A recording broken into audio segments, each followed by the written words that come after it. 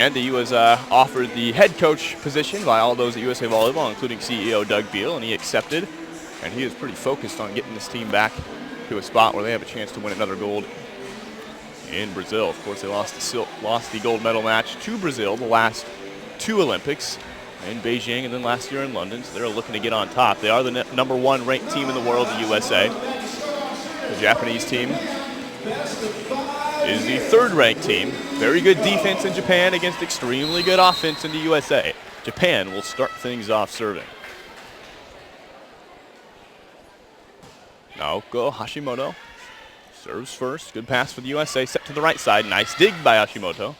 Roll shot over will be dug by Kim Hill. Set to the middle. Nice dig by the Japanese libero. And then Saori Kimura gets the first kill of the match. 3 Olympians on this Japanese squad. It's Saori Kimura, Yukiko Ebata, the other outside hitter, and Risa Shinabe. Floater, good float serve, just clearing the net. Another set back to Jordan Larson. The tip is dug. Pretty tight set to the right side. Nice job by the Japan player to get it over the net. What a job by Jordan Larson to keep that ball alive out of the net. And then Arufe, so close up. Kirsty Jackson just denying the Japanese middle hitter there. That's the first time we've seen Kirsty in action, and it's a good first touch on the ball. Jumper coming from Gov, Jordan Larson.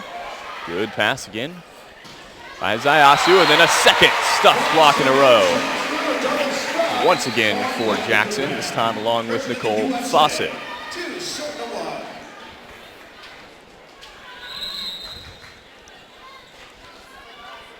Another jumper coming from Jor.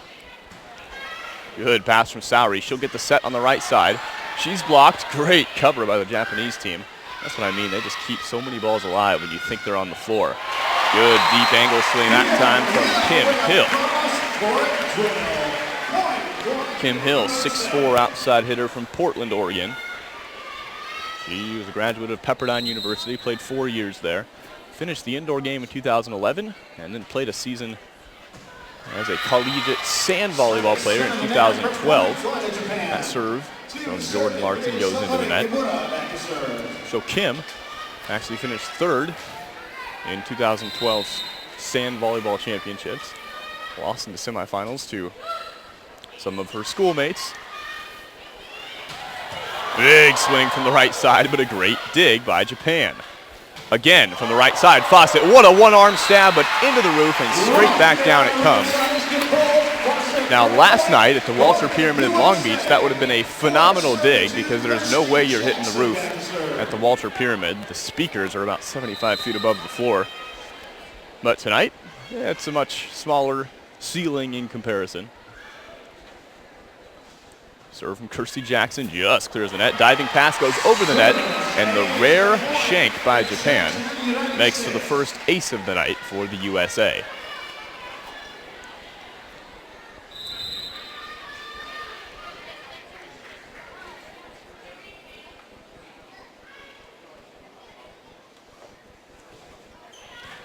Good pass by Ishii. Quick set to the outside, a little bit too high. Ebata keeps it in. Again, from the right side, pounding away hard angle, is Nicole Fawcett.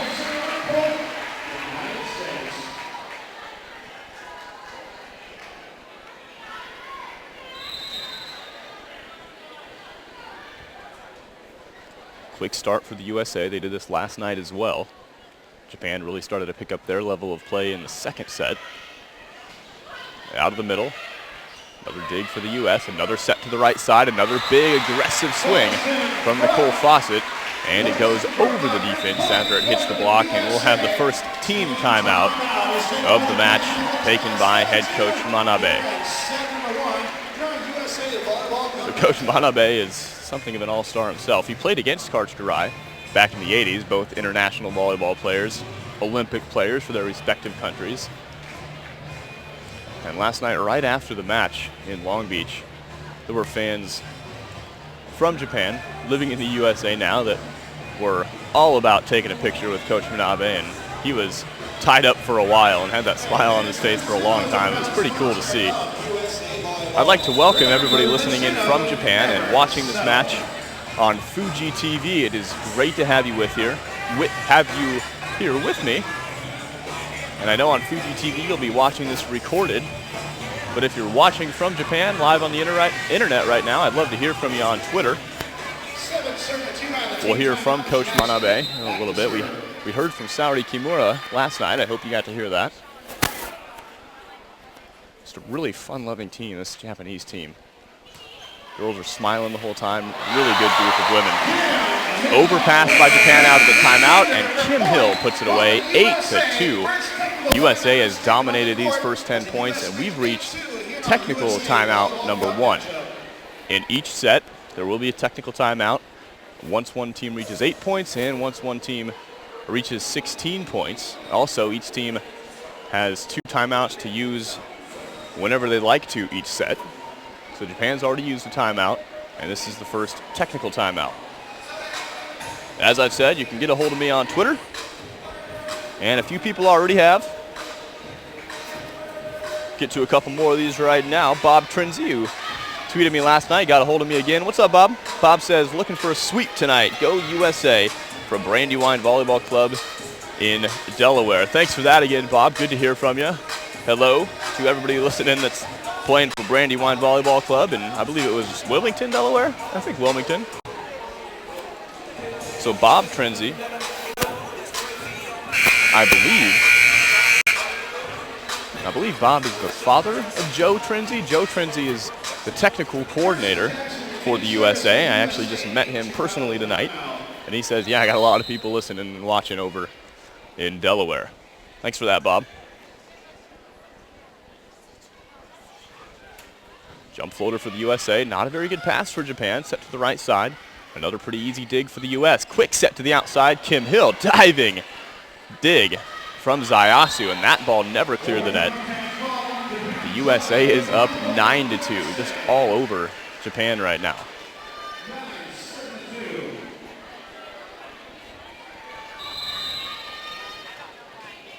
Nine serving 2.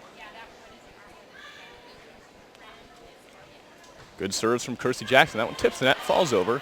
The sprawling Saori gets it in the air. Another block for the U.S. This one's covered. Great set to the outside. The roll shot is blocked, and another block for the U.S. That was Peo Paulini, Lauren Paulini from Ann Arbor, Michigan, and Nicole Fawcett.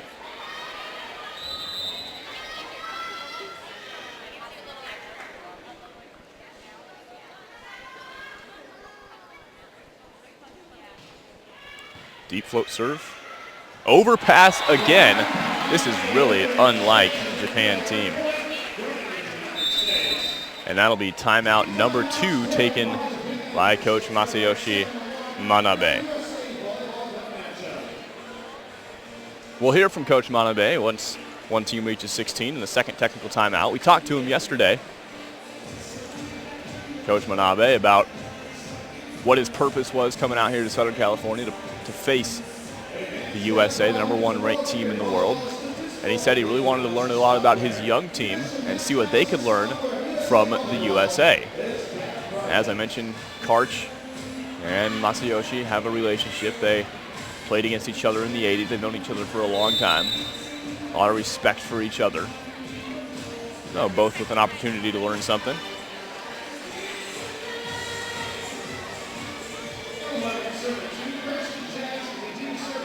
Kirsty Jackson still at the service line.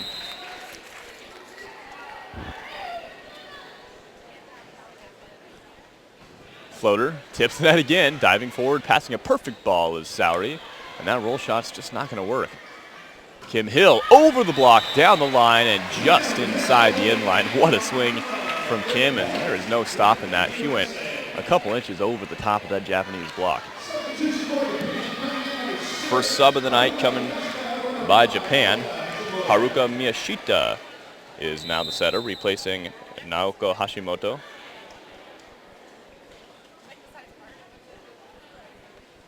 Let's see if that fixes something for this Japanese team. A good pass. High set to the outside, and another stuff block straight back down into the outside hitter Yukiko Ebata. Japan just doesn't have a solution. They haven't been passing great. Even when they do get a good pass, they're not fully connecting on the offensive side of things.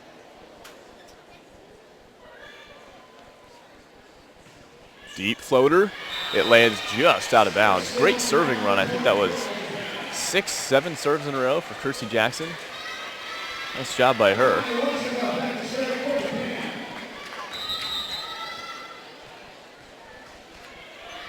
And finally, it's Japan's turn to serve again. This is Nana Iwasaka. Middle hitter. Set to the middle and just tapping one down over the block. Into the middle of the court is Peo Lauren Paulini. And I talked to Lauren a little bit last night about her nickname and also about Jordan Larson's nickname, Gov. We'll get into that. Jumper coming from Nicole Fawcett. She's got a pretty good one. That one goes a few feet out of bounds. No worries for the USA. They're up by 10. It's 4-14.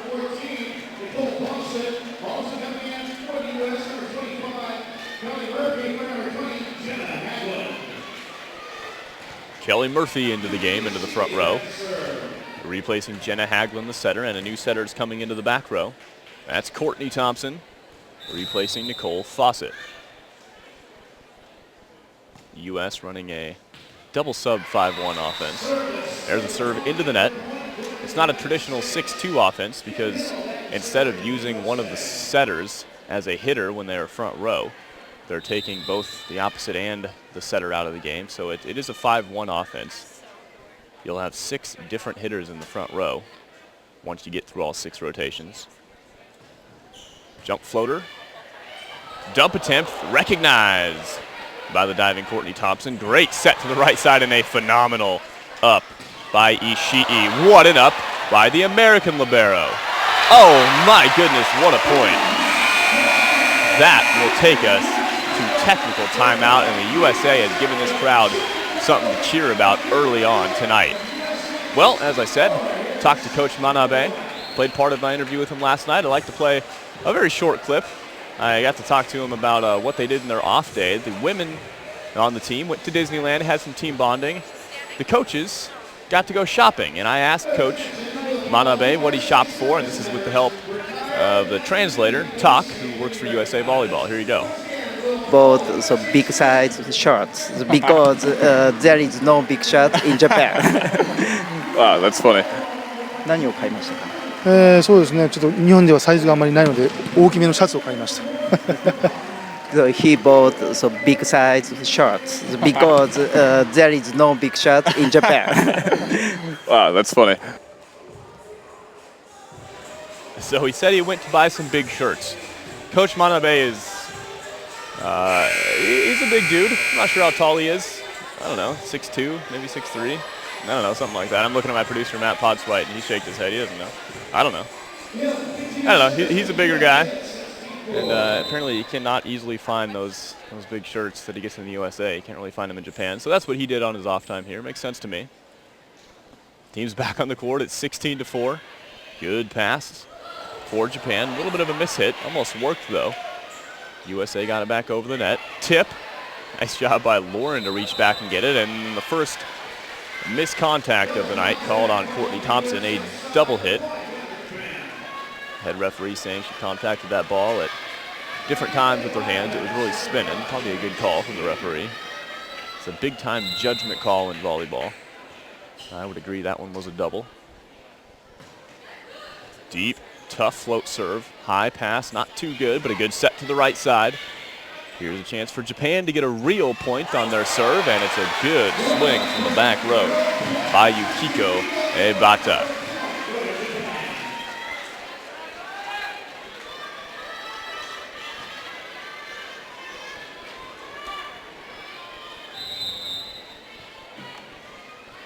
Ebata will serve.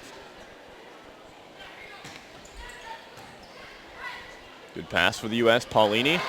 She gets the kill again on the tip over the block, but we've seen a few times now between, I think once from Jenna Haglund and then a couple sets from Courtney Thompson to Paulini.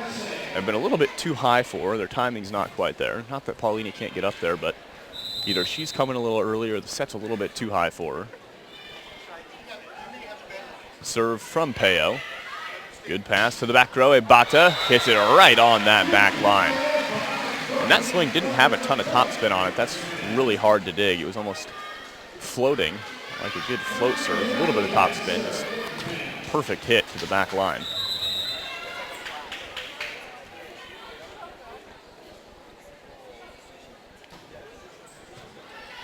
Good pass for the U.S. What a rip from the right side.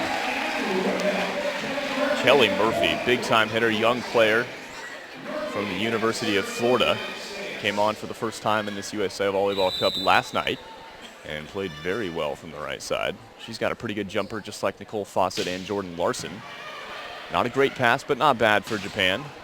That swing goes just wide from Saori Kimura. And the woes for the Japanese offense continue. It's 19-7.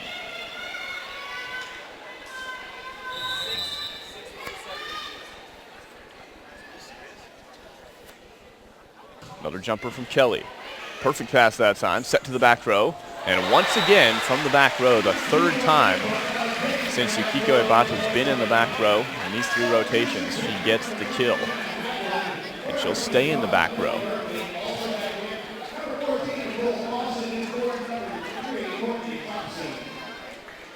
So Courtney Thompson back out of the game, replaced by Nicole Fawcett, right side hitter in the front row. Also back into the game as the setter is Jenna Haglund in the back row. Deep floater, good pass by Jordan. Set to the middle, goes over the head of Kirsty. Nice job to cover that one for Fawcett.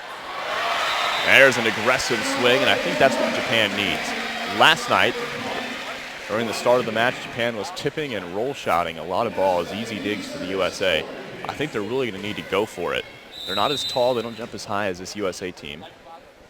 So they can't hit over the block like we see the US do sometimes. They're really needed to swing hard and try to chip it off the block. There's a deep angle swing, perfect swing from a middle hitter by Kirsty Jackson. If you're a coach or you're a young player watching this, if you're a coach, this is something to show your young middle hitters exactly what they want to do. And if you're a hitter, take notes on what Kirsty Jackson just did, hitting that deep angle. That is the perfect spot for a middle hitter to hit, around the block, deep in the court.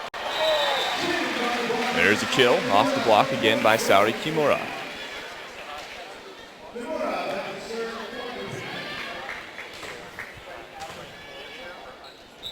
Got a tweet here from Matt Gardhoff. I'll get to it in a second. You should have seen Matt last night. Set to the right side and another big angle swing from the right by Nicole Fawcett. Wow. So Matt Gardhoff says on Twitter, coming in loud and clear. Tell him General George Washington is watching. Hashtag USA. Thanks for that, Matt. Yeah, last night Matt was dressed up like George Washington, and it was pretty sweet. He was getting the crowd going. He was all into it. And with one of the best costumes in a volleyball crowd I've seen. Thanks for that tweet, Matt. There's another kill from the right side. That time it was Jordan Larson Burback from the back row.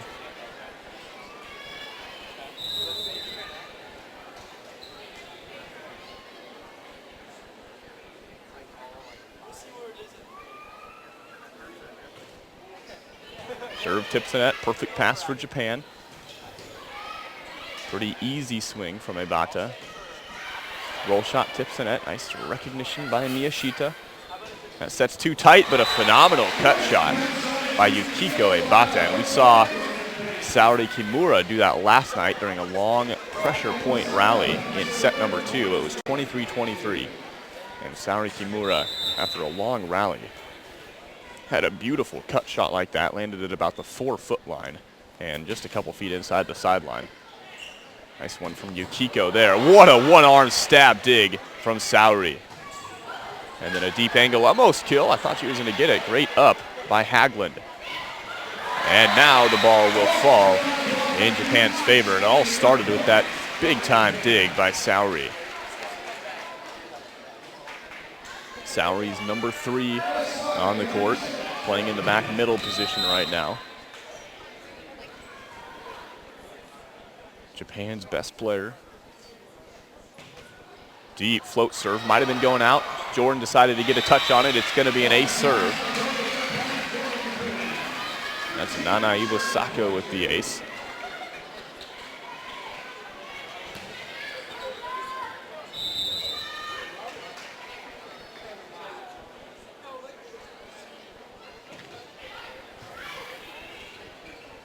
Good pass from Miyashiro, good dig from Japan, and another stuff block.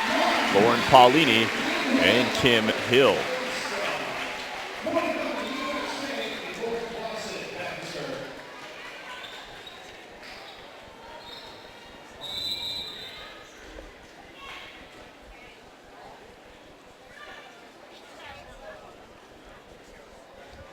Nicole Fawcett continues to serve.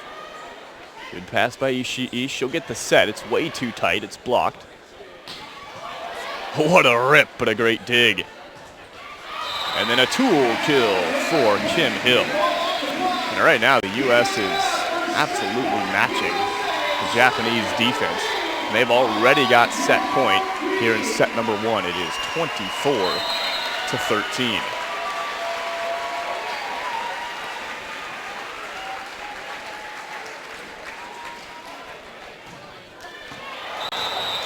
Serve at set point goes out, and that's one of the 7 sins of serving. You never want to do is serve out on set point, but it's not such a big deal when you're up by 11 points and you're really going for a big jump serve like that.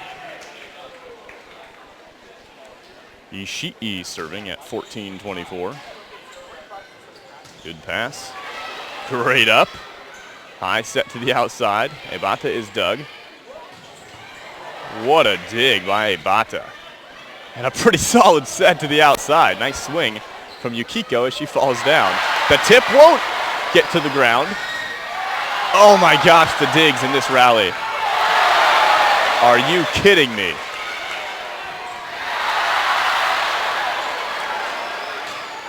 It won't end. My goodness, how about that? Standing ovation from this crowd, absolutely deservedly so.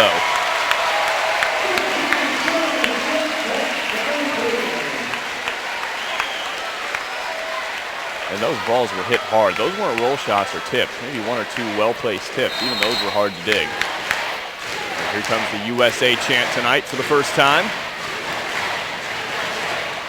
Tips the net, good pass. Quick set to the outside. And Kim Hill will take care of that ball, and the USA in a dominating performance wins set 1, 25-15. So one of the 2 setters for the USA I'd like to talk about for a second. That's Courtney Thompson. The other setter is Jenna Haglund. Courtney Thompson is the subject of a volleyball documentary, a very high-quality 1-hour-long volleyball documentary that will premiere at the NCAA Women's Indoor Final Four in Seattle in December. And I'm going to let Courtney tell you a little bit about it. Tell me a little bit about it, about Court and Spark. Yeah, you know, it's kind of just to show people kind of what we do, you know, to make a living and how we live. And it's not my story, but I'm the example from the national team. So it was kind of cool. They followed me in Poland and were there and got to see a real good example of playing in Europe, and then they were down in California and saw how we train here, and it's just to promote the game of volleyball, you know. So how was that when they were with you in Poland? How long were they with you? Were they staying with you? No, they didn't live with me. They were there for a month, and usually they were just with me about half the day, and not every day for the whole month. So it was cool. I know them really well. Like, I grew up playing against their daughter. So it's nice when you trust someone, you know someone, you know, because I'm putting a lot in their hands, you know, and I tried to be honest and open with the good and the bad parts of what we do. So, well, I don't know. I'm interested to see it too. I have no idea what they're going to use. So, how did they approach you about being, you know, sort of the subject of it? Yeah, I was home for like 2 months after the Olympics, and they asked to meet for lunch, and I almost couldn't. It was like the day before I was leaving for Poland, and had a lot to do. But I was like, I told them I'd meet them, so I did, and they just said, yeah, you know, the game's growing, but there's a huge disconnect between the junior level and the Olympic level, and they'd like to close that gap a little bit and make us more accessible and show girls what they could, do when they're older. And this is a real possibility for people and I don't know, hopefully we can get some kids inspired and get excited about playing at a high level. Getting kids inspired about the game of volleyball, to know that they can play past the high school, even past the collegiate level. As Courtney talked about and the film talks about, there is a big disconnect between the younger players and the Olympic players. A lot of people aren't really sure the path you need to take, especially parents, the path you need to take to get your daughter or son involved in the national team programs. So this film dives into that. It really follows Courtney around in Poland, as she mentioned, and then back here with the USA team. Jack and Leslie Hammond are the producers of that, and they are a husband-wife pair that produces high-quality documentaries. And I talked to Jack actually just earlier today, just before the match, and he said when they learned that the Final Four was coming to Seattle, and just about a year ago, he was talking with some of his friends up in the Seattle area and says, why don't we do something to promote the sport of volleyball and really get the word out there that it is possible to go beyond high school, beyond college. So they found a local player from Kent, Washington, in Courtney Thompson, who is just an inspiring person to talk to, a wonderful storyteller, and she agreed to be the subject of this. And I haven't seen it. The preview is awesome. You can check out the preview. I will tweet out the preview right after tonight's match. I'll tweet out the link to that preview. And if you just Google it, Court and Spark Indoor Volleyball or Court and Spark Volleyball, you'll find it. Find a preview for it, find all the information about it, and it will be premiering at the NCAA Final Four in Seattle in December. Here's the start of set number 2. Good serve by Jordan, great pass by Japan. Nice dig in the back row by Jenna Hagland. Another block for the U.S. Too tight of a set, and still the Japanese setters are not connecting with their hitters, and that's something that is going to need to be fixed if Japan wants to have a chance at all tonight. We really saw the Japanese resilience last night.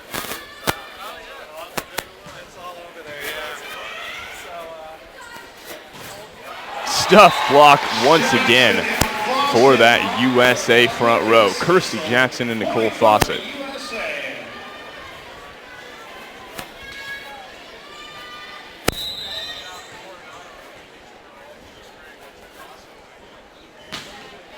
Pretty good jump serve, but a great pass for Japan. That's more like it from Japan. And then a tool kill. And I like that aggressive swing. Right after you get blocked, you continue to be aggressive and go after it, because that's the only way you're going to get kills against this U.S. team.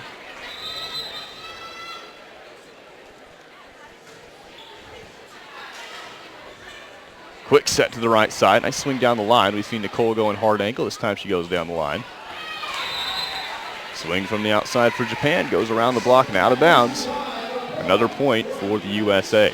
Talked about Japan's resiliency. Last night, Japan was up big time, 23-17 in set number 2. The U.S. came back to win that one on a 9-1 run. I thought Japan could have just given up, but they came back to dominate set 3 before the USA took a hard-fought set 4.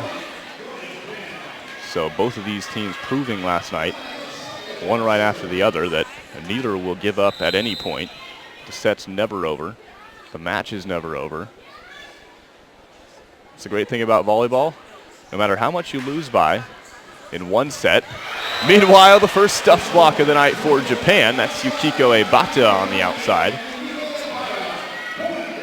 Tanako Hirai in the middle, getting over there to help out. As I was saying, the cool thing about volleyball, even if you lose by 10 points in set 1, as Japan did tonight, it goes right back to 0-0 in the next set. Deep floater. Perfect, well, not perfect. Chasing Hagland to the right side with that pass. Big rip. What a diving left arm stab from Jordan Larson. To the back row. Sourdy, well-placed tip at about the 5-foot line. Japan has the lead at 4-3.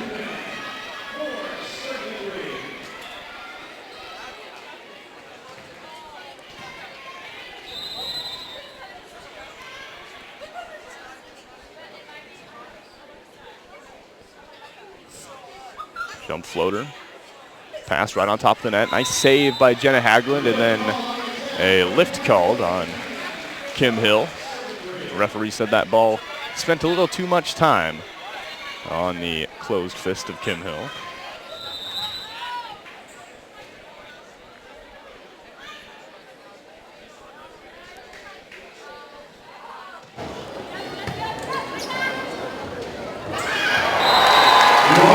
Kill for Pauline.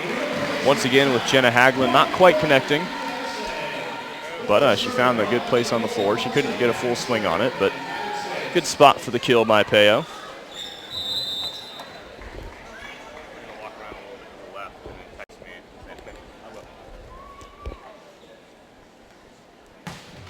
What a rip by Nicole Fosse. Good pass for Japan after the ball tipped the net. And then the kill on the right side by Ishii. Got a tweet here from Rembo Lee. What's up, Rembo?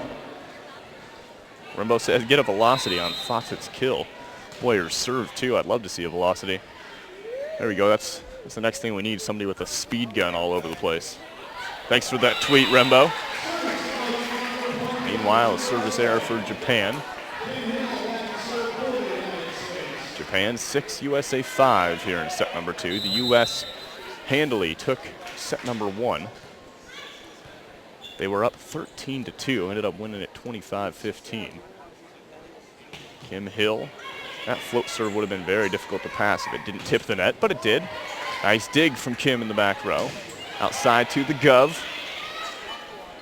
In the back row, Saori. That ball was headed right for that deep angle cross-body swing from Saori Kimura. She got the kill.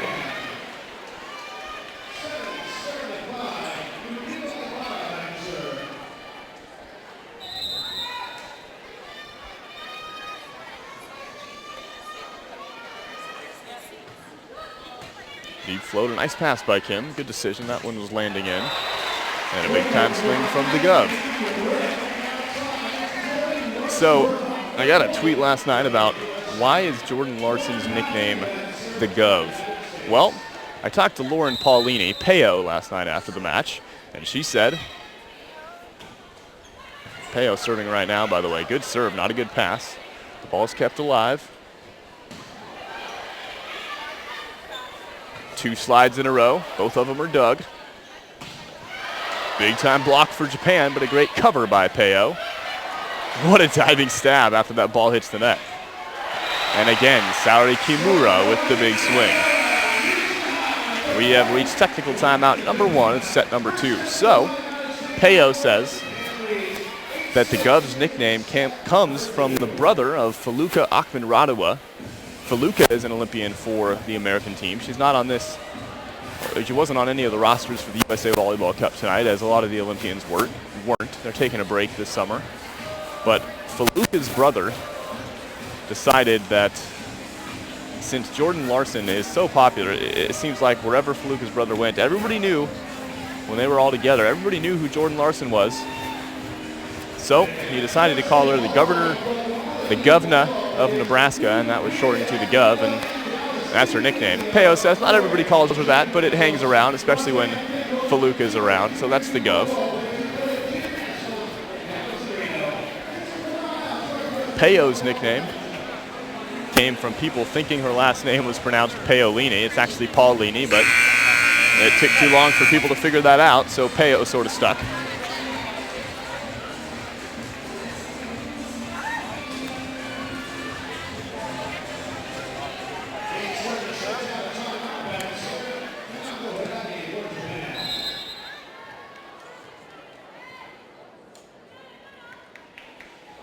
Japan serving. Low pass for the U.S. Not bad, though. Kirsty Jackson, a nice swing. And what a great set from Jenna Haglund. That is not an easy ball to set. That is so low. She was almost on her knees to enable herself to set that ball with her hands.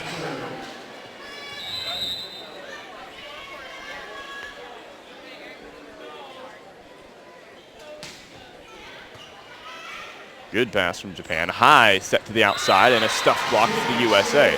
There's a big difference between the setting in these two teams, and you know what?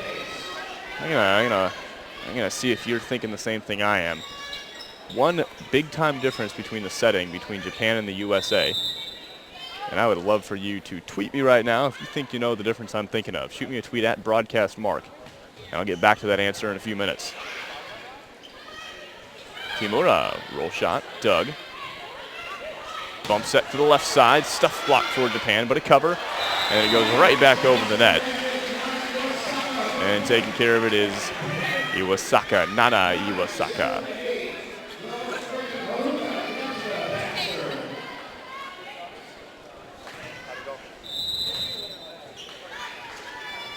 Much more competitive set number 2. It's fun to see. Good pass for the USA and Jordan Larson, the Gov. And then another aggressive swing from Nicole Fawcett. Boy, that is really good to see from Nicole. Big time swinger. Got the text about, or the tweet about, can we see her velocity? I'd love to see that because she is just ripping the ball right now. Jumper coming from Jordan. Great pass. Really good deep angle swing from the back row.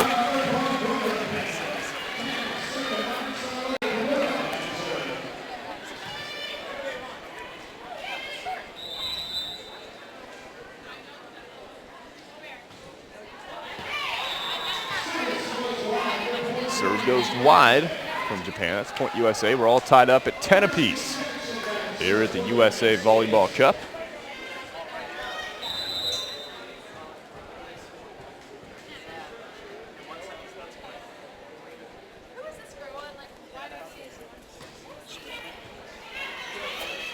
Not a great pass. Japanese setter electing to bump set that one high to the outside. It's a pretty good set.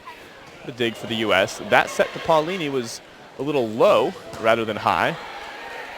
Good dig from Kirsty Jackson.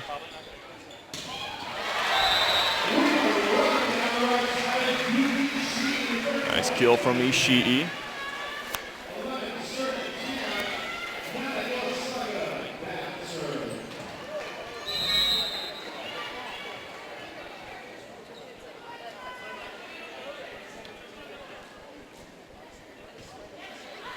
Deep float serve, good call by the Americans.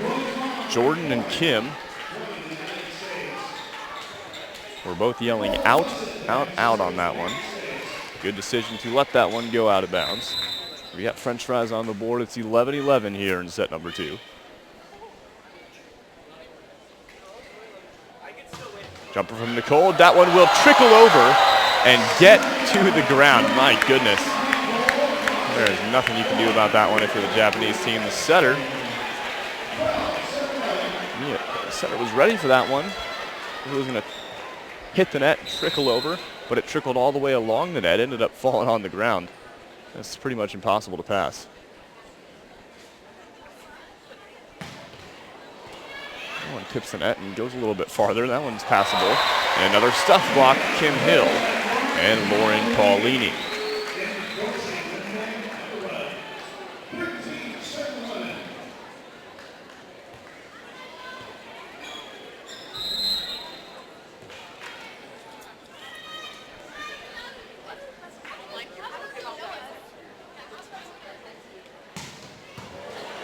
Big time serve, but a great pass for Japan. Perfect dig by the Gov. Well, maybe a little bit too tight. Pretty darn good, though. There's a perfect dig from Japan and Saori Kimura. Overpass, and that's going to be a point Japan on the mistake by Peo.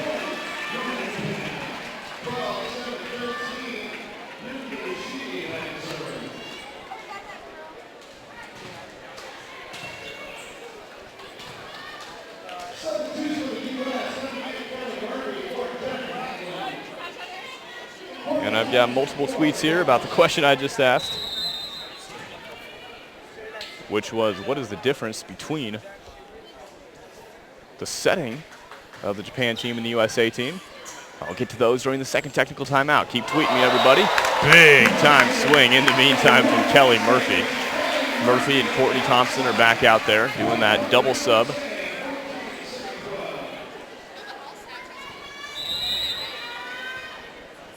Kim Hill is the server.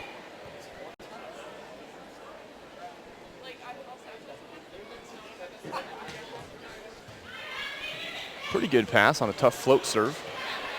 The American block did touch that. They touched that one too, and Japan's not going to touch it. Peo and Kelly Murphy with the block.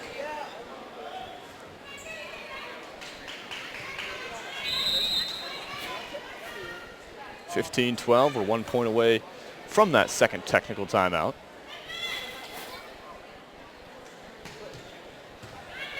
Good pass on a tough float serve. Dump attempt recognized by Peo. The swing for the timeout.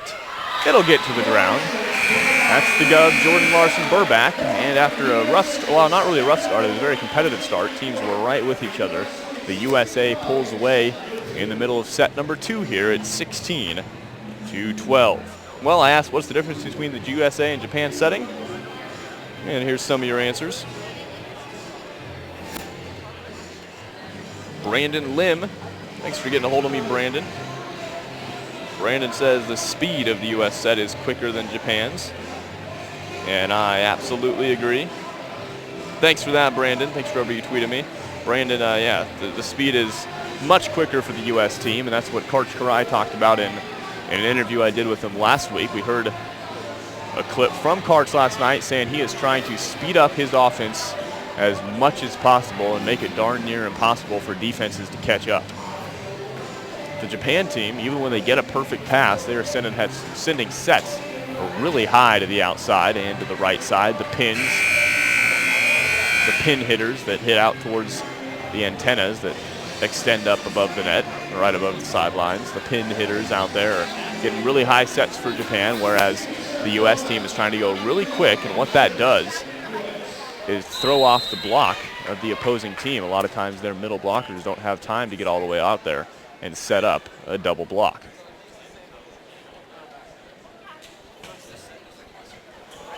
Out of the timeout, an ace serve from Kim Hill. That's a good float serve. That's something else Karch talked about, was that low floater over the net that really moves on the passer. A float serve, a good float serve, has no spin on it, and it's sort of like a knuckleball in baseball, just moving on the passers. It's almost a guess as to where the ball is going to end up by the time it gets to your arms. That shanked pass, and U.S. ace brings another timeout from Coach Manabe and Japan.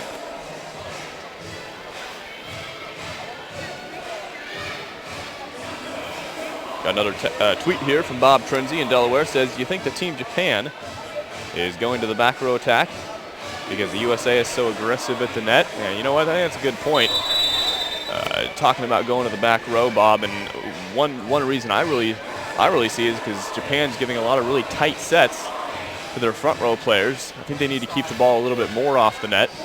So when they set it to the back row, it sort of takes away that potential that the ball is going to be way too tight to the net, and U.S. is just going to be able to stuff it straight back. See, when you get to the back row, you guarantee your hitters a little bit more room to work with. Thanks for that tweet, Bob. Another back row set. Not a good one, though.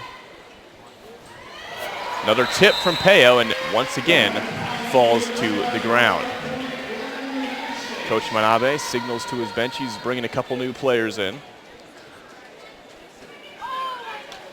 And they'll do it right now. Coming out of the game will be Ishii. Hashimoto. Naoko Hashimoto will be the setter. And Risa Shiinabe will play in the front row. She's hitting from the left side right now, but she's a right side hitter. Risa Shiinabe, another Olympian. So now Japan has all three of their Olympians on this squad on the court. Risa Shiinabe. And the outside hitters Yukiko Ebata and Saori Kimura. Saori passes that one perfectly. She gets the set, and for the second time in a row, she wasn't ready for it. Quick set to the outside. Shot down the line, tips the net, and it's dug. Chance for the U.S. to go up 7, and they will by another big swing from the lefty, Kelly Murphy.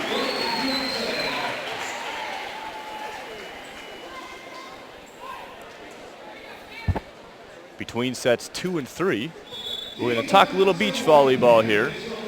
By the way, another timeout from Japan and Coach Manabe. Or maybe that was timeout USA. Well, I don't know who called it. Somebody called timeout. We got a timeout on the floor. So I'm going to be talking a little bit about the beach game. We're going to hear from Karch Karai and his thoughts on indoor players, primarily indoor players playing on the beach, and if he thinks it helps out your indoor game by playing on the beach. And we're also going to hear from St. John Smith, who was a partner with Karch Karai for a long time, and another one of the legends of beach volleyball, St. John Smith. And he is actually an organizer with the World Series of beach volleyball. And it's going to take place in Long Beach, California in just about a week's time, and that event is looking to be pretty sweet, so we'll talk about that at the end of this set in the 10-minute break between sets 2 and 3. And I'd love to hear from you during that break. I'll get to your tweets, and let me know what you think. You can start tweeting me right now. What do you think about indoor players playing beach volleyball, sand volleyball, and does that help the indoor game? Swing from the outside. Nice job to find the 4 and go around that block. That was a really good swing from Yuki Ishii. And that set was a little bit off the net. She had more time to work with it.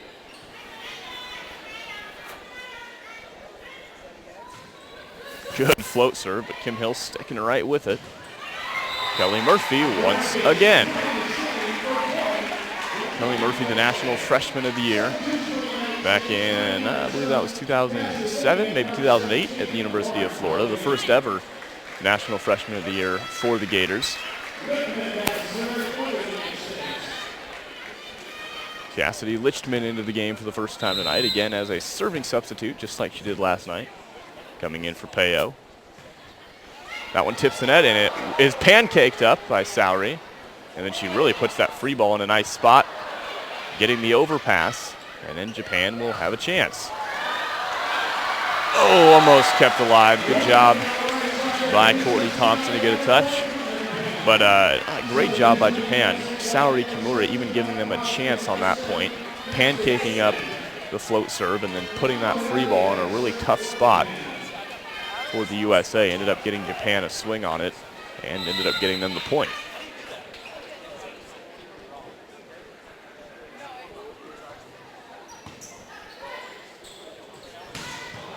Oh, what a dig. Great set, too. And against the triple block, the kill for Saori Kimura. I couldn't tell if that ball got back to the Japanese side or if it snuck between the blocker's hands and the net. And it did fall on the American side. Saori gets the kill.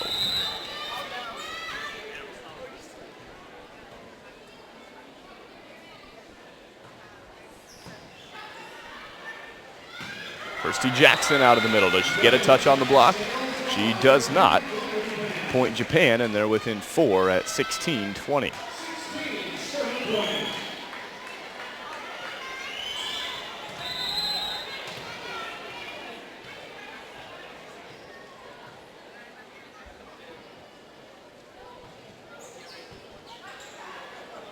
Quick set to the outside. There's that quick set and the kill. And that is exactly why that quick set works. The middle blocker for Japan did not have time to get all the way to the outside. She put up her hands very late. That enabled Jordan Larson to get the touch on the block, and then the ball careened off to the side. Didn't come straight back down because the block wasn't all the way up there. All started with the quick set. There's a high set for Japan, and that works for them as Saori Kimura puts away a deep swing. Couple substitutions for both teams. That double sub for both teams. Back into the game is Ishii and Miyashita for Japan. Jenna Haglund will return to the back row as the setter, and Nicole Fawcett back into the front row as the right side opposite hitter for the USA.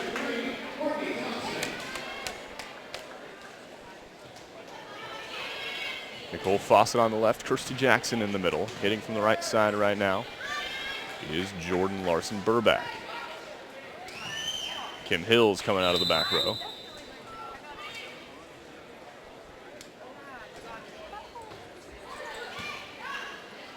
Great pass for the U.S. And another big-time swing from Nicole Fawcett. Boy, I would love to know how many kills she has right now. We don't have a stat guy on the broadcast tonight. Stat guy, stat gal. But if anybody out there is by chance keeping stats and wants to tweet me some stats, I'd love to hear them. And you can be my official stat keeper for the night. I just want to know how many kills Nicole Fawcett has. There's a nice deep swing down the line. I believe that was Yukiko Ebata. Or no, was that Risa? I think that was, no, that was Ishii. That was Yuki Ishii with the kill. Good deep line swing just in that corner. Perfect swing. Tough serve from Saori. Oh, Nicole Fawcett all over the place tonight. Absolutely the star player. On Wednesday, it was Kristen Hildebrand with the aggressive swings and was just on all night long. Kristen played very well last night as well to Walter Pyramid. Lauren Paulini, Peo out of the middle, led all scorers with 12 points last night. Combination of kills, blocks, and aces. And tonight, Fawcett's big time from the right side. There's a big aggressive swing once again from Shinabe. Or was that? Yep, that was Ishii again, not Shinabe. Sorry about that. Mizuho Ishida into the game as a serving substitute. As Kanako Hirai comes back into the front row in the middle for Japan.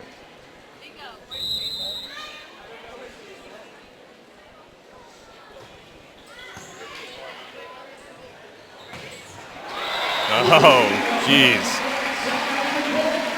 Fawcett, what do you know? She is all over the place, and Jenna Hadron says, I'm just going to keep setting you if you're going to keep ripping it. And Nicole will gladly take those sets. She's at the service line now. It's 24-19. Set point, set number 2. USA looking to go up 2 sets to nothing.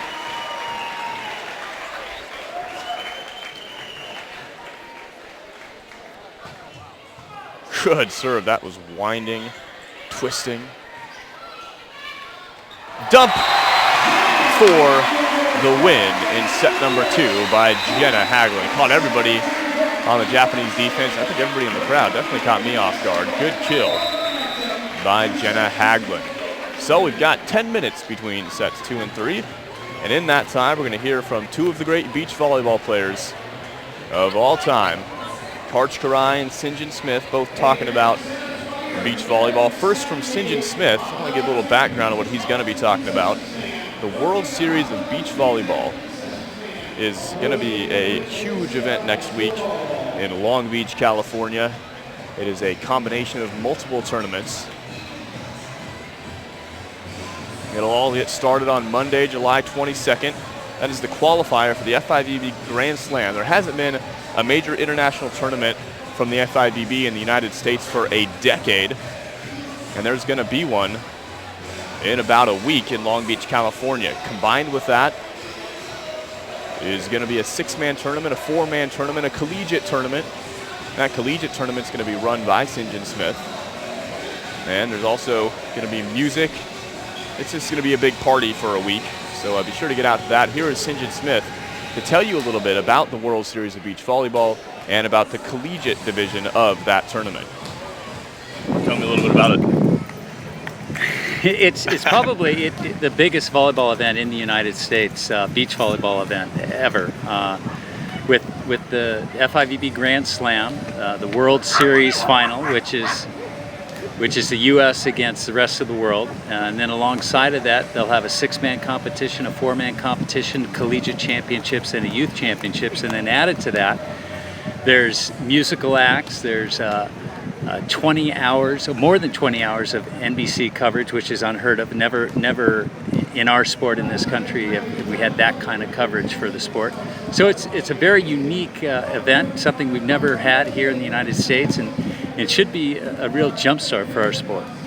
That's awesome. Tell me about the collegiate division of it. How's that working? Well, I think most people are familiar that women's sand volleyball is an emerging sport, and either this year or next year it should become an NCAA sport.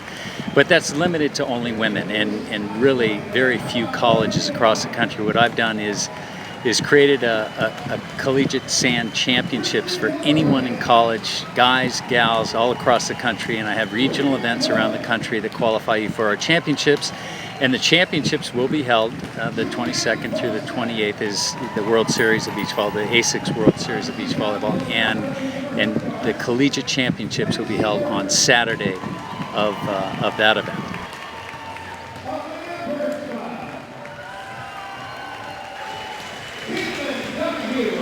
So that is going to be an awesome event. I'm definitely going to be there for that. I might even be playing in that collegiate tournament, which, not to toot my own horn or anything, but I actually won that tournament 2 years ago with Andrew Russell.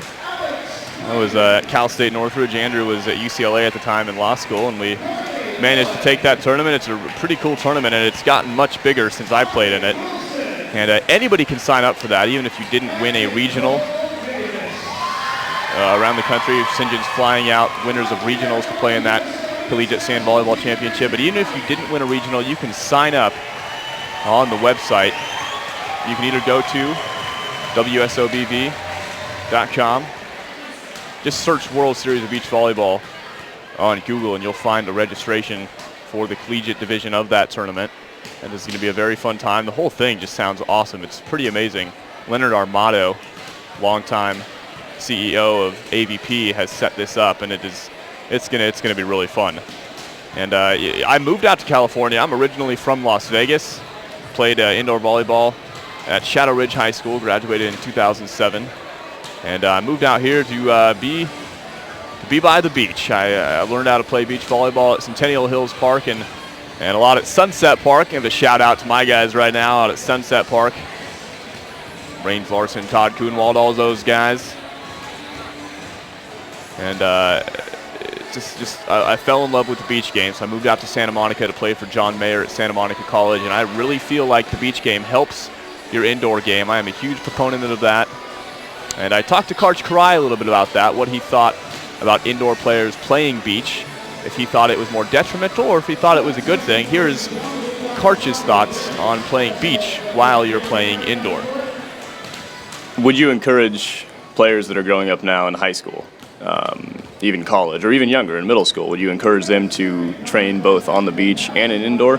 Let's say their main focus is indoor. Does playing on the beach help you in the indoor game? I think it does help you in the indoor game, and lots of colleges, as sand has been declared an emerging sport for women's volleyball in college. Lots of colleges and college coaches, including someone on our staff, one of our two assistants, Tom Black, feels it's a tremendous positive for his program at Loyola Marymount, and lots of other coaches are feeling the same. Rob Browning at St. Mary's. Stanford just started a program this year. Lots of coaches are feeling like it's helping their game. I don't know how long that will last, though, because the future is probably a future of strictly dedicated sand players who just play sand for their school and strictly dedicated indoor players. Right now, as it's emerging and they're on a smaller budget, the same players are playing both, and it's helping make the indoor players better all-around volleyball players, and they see the game better now that they are involved in every play. And when you play 2-on-2, you have to pass, and you have to set, and you have to hit, and block, and defend, and serve, and you're not nearly the specialist you are indoors. So it's really good for their game. I don't know how long that will last until it goes.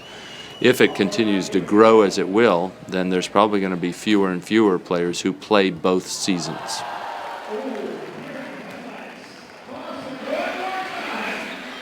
So, Karch thinks the beach game helps your indoor game.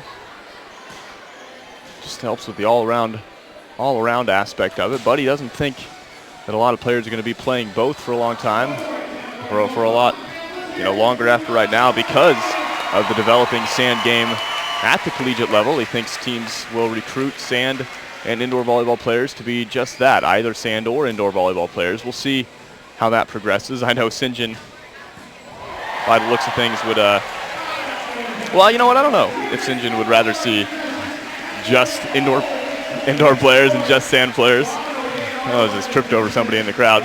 But yeah, St. John definitely a proponent of the beach game in college, as I think Karch is also. I'd like to see players continue to play both and really develop both games with one player. We'll see if that happens, or see if it really separates as time goes on and sand becomes more popular in the NCAA.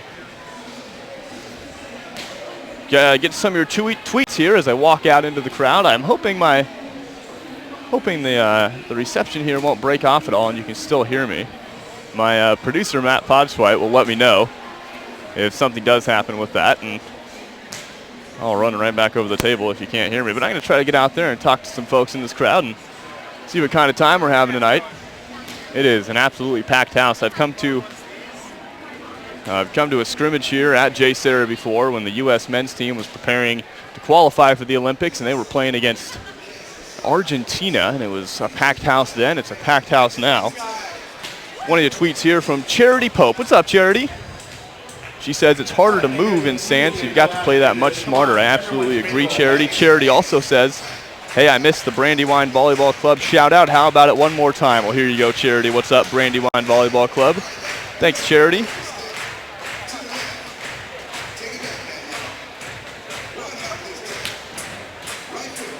And Cha-Cha Diaries. I'm not sure your real name, Cha-Cha.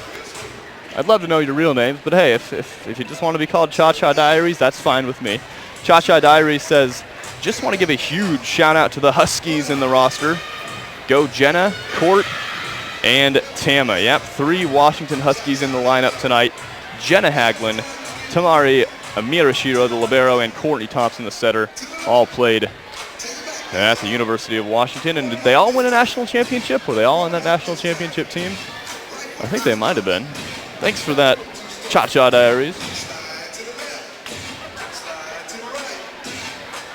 Got a tweet here from Tyler. What's up, Tyler? Says, is there a way to watch this match on TV? I love watching USA Volleyball. You know what? I love watching it too, Tyler. And this game will be on TV if you want to go to Japan next week and watch a recorded version of it on Fuji TV. Thanks for that, Tyler. I'm going to say hi to my buddy, Danko Iordanov. What's up, Danko? Good. Thanks. You too, Danko. You want to say hi to everybody, Danko? It's a great game today. Absolutely. Danko, I play against Danko on the beach. Phenomenal beach volleyball player. Not a fun guy to play against because I very rarely beat Danko.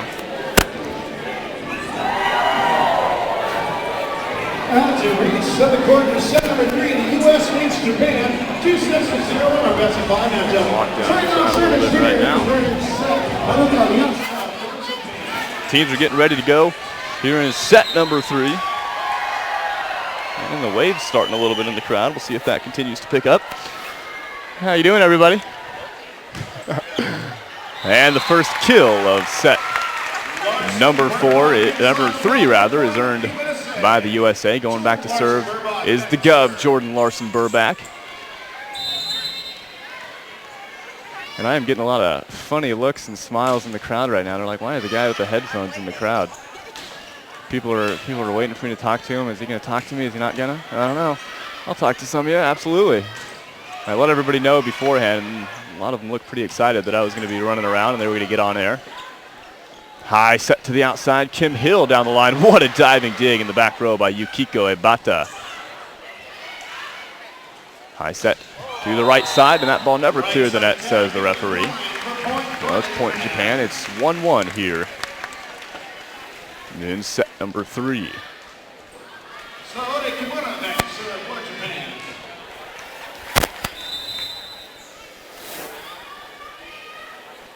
Here's Sowery's jump float serve. It's a short one. Set to the back row. Actually, it was to the middle hitter, Kirsty Jackson. It went over her head. Good cover. And a big swing.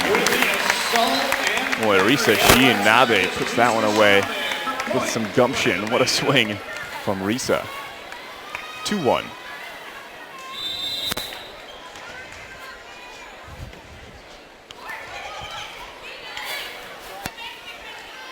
Good up by Jenna Haglund. Nice stab from Kelly Murphy. Good job by Kim Hill to get some pace on that ball, even though it was so far off the net. And then a good tool from Yukiko Ebata, using the block and getting the kill.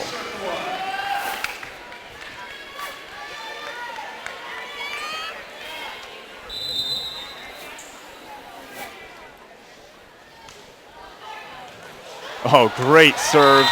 Kim Hill tries to get there in time, but just a phenomenal serve by Saori Kimura. That was going to land at about the 4-foot line, barely clearing the net and falling to the floor very quickly. And Japan off to a quick start in a set that they need to win to extend this match. Deep floater this time, not a good pass. Great set to the right side though, going over the block, and how did she manage to find the floor on that? Great swing by Kelly Murphy.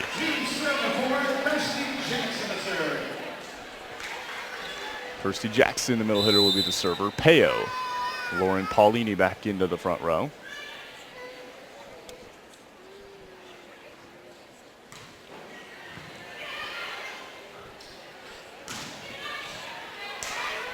Good dig in the back row. Kelly gets the net that time. Nice dig for Japan. Roll shot from Sowery. Pretty easy dig. Good high set to the outside on the transition play. Big swing this time from Sowery, and a block for Peo and Kelly Murphy.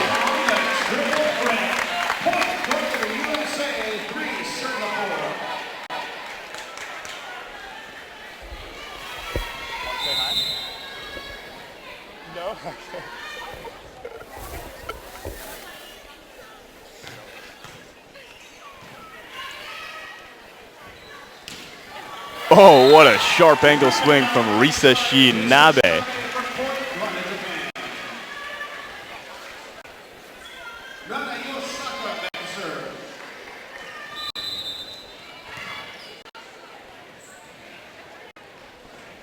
Nana Iwasaka at the service line.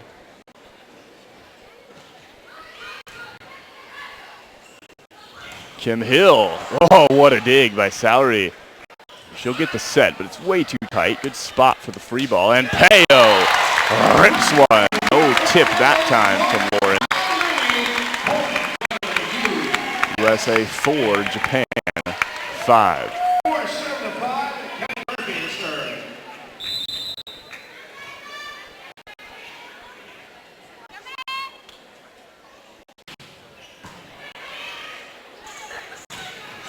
Big swing from the right side by Risa Shinabe.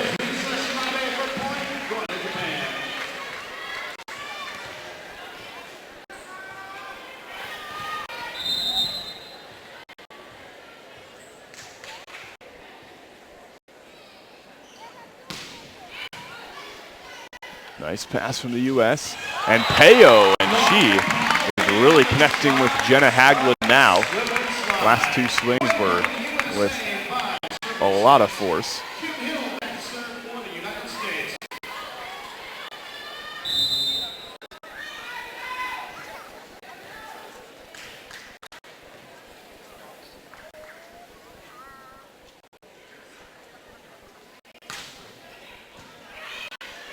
Good pass for Japan.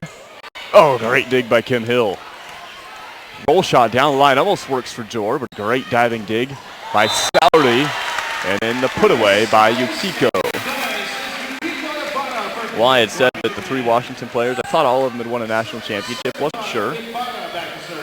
I got a tweet here, and again, no name on it, but from soundvolleyball.com, says Tama